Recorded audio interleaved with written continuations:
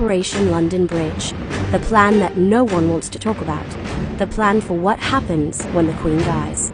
No matter how secretive Buckingham Palace may be about the plans that surround her death, everyone knows exactly what to do, and the plans, which were uncovered by The Guardian, are complex, intricate, and timed out to the exact minute. Phase 1. D-Day. According to The Guardian, on the day the Queen dies, Edward Young, the Queen's private secretary, will be the first official to convey the news, setting Operation London Bridge into full gear. And at the exact moment in which she passes, Prince Charles will become king, and Camilla will become queen-ish. We'll explain that a bit later. On a secure line, Young will directly inform the British Prime Minister that London Bridge is down, and the news of her death will be distributed to various heads of state before it is disclosed to the general public. Once the Prime Minister is alerted, the Foreign Office's Global Response Center will alert the 15 governments where the Queen is still considered the head of state. From there, the 37 nations where she still serves as a political figurehead will also be informed. After this, the announcement of her death will be shared with both the UK's Press Association and the rest of the media outlets across the globe. Outside the palace, the news crews will be able to assemble in a predetermined area next to the Canada Gate. The same message will appear on the palace's website on a dark background. All the flags at the palace will be lowered and bells will toll. Both houses of Parliament are expected to gather within hours of her death. And on the evening of his mother's death, Charles will make his first address to the public as king. Now, all of this is assuming that she dies in London.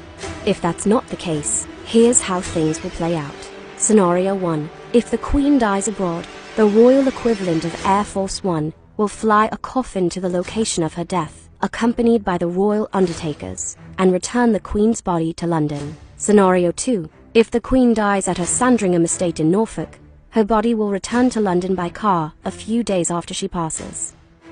Scenario 3. The most intricate scenario of all is if the Queen passes while at the Balmoral Castle in Scotland, where she spends 3 months a year. Scottish rituals will play out before her body returns to London. Phase 2. D-Day +1. Flags will be raised the morning after her death, and at 11 a.m., Charles, the eldest male descendant of Queen Elizabeth, will be proclaimed king. At this point, Charles has waited longer than anyone else in history to assume the throne. Phase 3. D+1 through 12. Following the first 24 hours after her death, Great Britain will enter a 12-day mourning period, culminating with the Queen's funeral. King Charles will tour the country, stopping in Edinburgh, Belfast, and Cardiff, to appear at services to honor his mother. During this time, he will also meet with various elected leaders. D+1. Westminster Hall will be closed for cleaning. Elaborate and lavish funeral preparations will begin. D+4. The coffin will be moved to Westminster Hall during a procession that is expected to take place throughout London.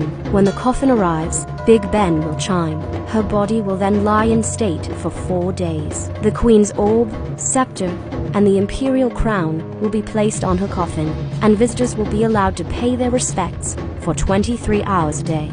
D+9. In the early hours of the morning, the jewels will be cleaned before the funeral begins. Daily life will come to a halt in London. Businesses and stores will be closed. Big Ben will toll at 9 a.m. on the dot, and the bell's hammer will be covered with leather so that the bell rings in muffled tones throughout the remainder of the day. D+12. Her coffin will then be moved into Westminster Abbey, and the funeral will begin by 11 a.m.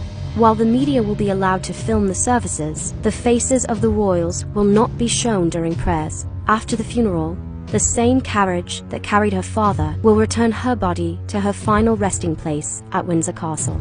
It's an understatement to say the Queen's death will mean huge changes for the House of Windsor. As previously mentioned, Prince Charles will become king. So what happens to Camilla? Most royal experts believe that the Queen's death will technically make Camilla the Queen Consort, but any speculation about her title is just that. King Charles will ultimately make that official decision. The Queen's death will move Charles's eldest son, Prince William, the Duke of Cambridge, up in the line of succession to heir apparent. After that, William's 3 children will fill the line in their birth order. This includes his daughter. Thanks to a 2011 vote by the British Commonwealth, Princess Charlotte will be second in line, following her big brother George. So what does this mean for Prince Harry, Charles's youngest? Back in 2013, before the Duke and Duchess of Cambridge had children, Prince Harry was third in line to the throne. Now, Prince Harry is sixth, followed by any children he and Meghan Markle may have. And last but not least, there's Brexit. The truth of the matter is that the monarch has little to do with the UK leaving the European Union. But considering all of the change that will come from a departure from the EU, the monarchy may be the last standing and the most stable institution left.